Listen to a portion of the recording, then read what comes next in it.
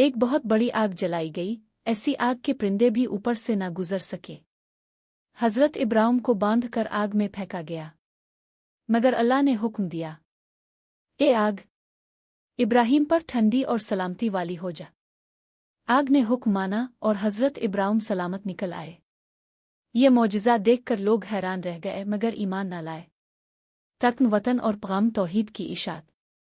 حضرت ابراہیم نے اپنی قوم کو چھوڑا، اپنی بیوی سارا اور بھتیجے حضرت لوط کے ساتھ سفر پر نکلے۔ جہاں بھی گئے اللہ کی وحدانیت کا پیغام دیا۔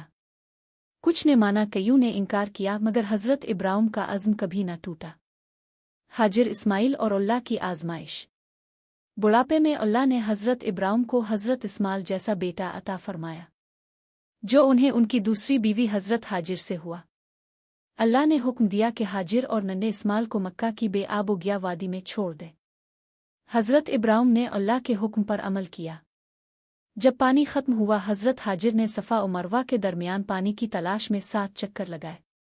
اللہ نے حضرت جبرائیل کو بھیجا اور ان کے قدموں کے نیچے سے زمزم کا چشمہ جاری کر دیا، جو آج بھی جاری ہے۔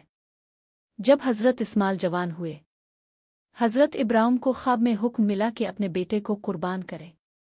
باپ اور بیٹے دونوں نے اللہ کا حکم قبول کیا۔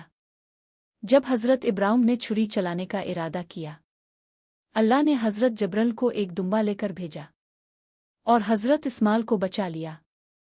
یہی واقعہ عید الاضحیٰ کی بنیاد بنا۔ بعد ازاں حضرت ابراہیم کو حضرت اسحاق کی خوشخبری ملی اور دونوں بیٹے نبی بنے، جنہوں نے اپنے والد کی تعلیمات کو آگے بڑھایا۔ بیت اللہ کی تعمیر اور دعا۔ حضرت ابراہیم اور حضرت اسماعیل نے مل کر کعبہ کی بنیاد رکھی اور اسے اللہ کی عبادت کے لیے مقدس مقام قرار دیا۔ حضرت ابراہیم نے دعا کی، اے ہمارے رب، ہمیں اپنا فرما بردار بنا اور ہماری اولاد کو بھی اپنی راہ پر چلا۔ اللہ تعالیٰ نے انہیں خلیل اللہ، اللہ کا دوست، کا لقب عطا کیا۔ حضرت ابراہیم کی کہانی صرف ایک نبی کی داستان نہیں، بلکہ ایک ایسا سفر ایمان ہے جس میں شک سے یقین، آزمائش سے کامیابی اور قربانی سے عظمت کی راہ دکھائی گئی ہے۔